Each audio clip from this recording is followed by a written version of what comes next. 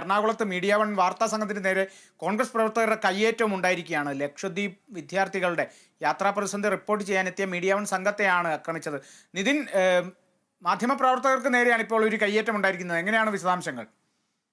തീർച്ചയായും ലക്ഷദ്വീപിലേക്ക് ഇപ്പോൾ ഓണാവധിയുമായി ബന്ധപ്പെട്ട വിദ്യാർത്ഥികൾ ഉൾപ്പെടെയുള്ളവർ ലക്ഷദ്വീപിലേക്ക് യാത്ര തിരിക്കുന്ന ഒരു സമയമാണ്.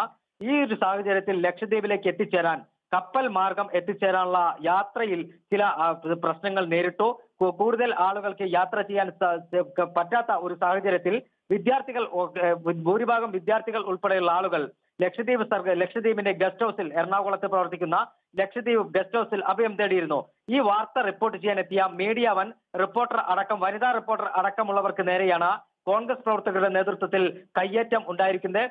ലക്ഷദ്വീപ് MP മുഹമ്മദ് ഫൈസലിന് നേരെ, കോൺഗ്രസിന്റെ MP ആണ് മുഹമ്മദ് ഫൈസൽ അടക്കമുള്ളവർക്കെതിരെ പ്രതികരിച്ചു എന്നതിന്റെ പേരിലാണ് മീഡിയ വൺ വാർത്താ സംഘത്തിന് നേരെ അതിക്രമം ഉണ്ടായിരിക്കുന്നത് എന്നാണ് നമുക്ക് മനസ്സിലാക്കാൻ കഴിയുന്നത്.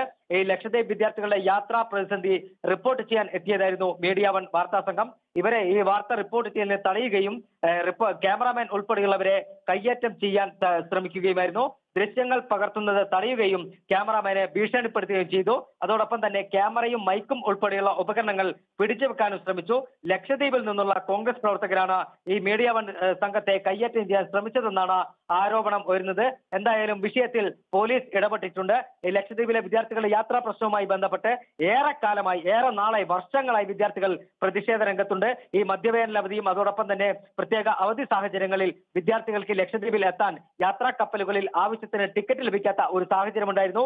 ഇപ്പോൾ ഓണാവധിക്ക് കോളേജുകൾ അടക്കം അടച്ച ഒരു സാഹചര്യത്തിലാണ് വിദ്യാർത്ഥികൾ കൂട്ടത്തോടെ ലക്ഷദ്വീപിലേക്ക് പോകാൻ ഒരുങ്ങിയത്.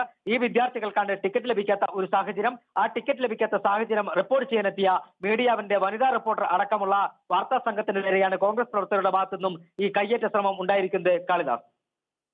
നിതിൻ, മാധ്യമപ്രവർത്തക സംഘത്തിന് നേരെ കയ്യേറ്റം ഉണ്ടായിരിക്കുന്നു. വിശദാംശങ്ങളാണ് നിതിൻ പ്രഭാകരൻ നൽകിയത്.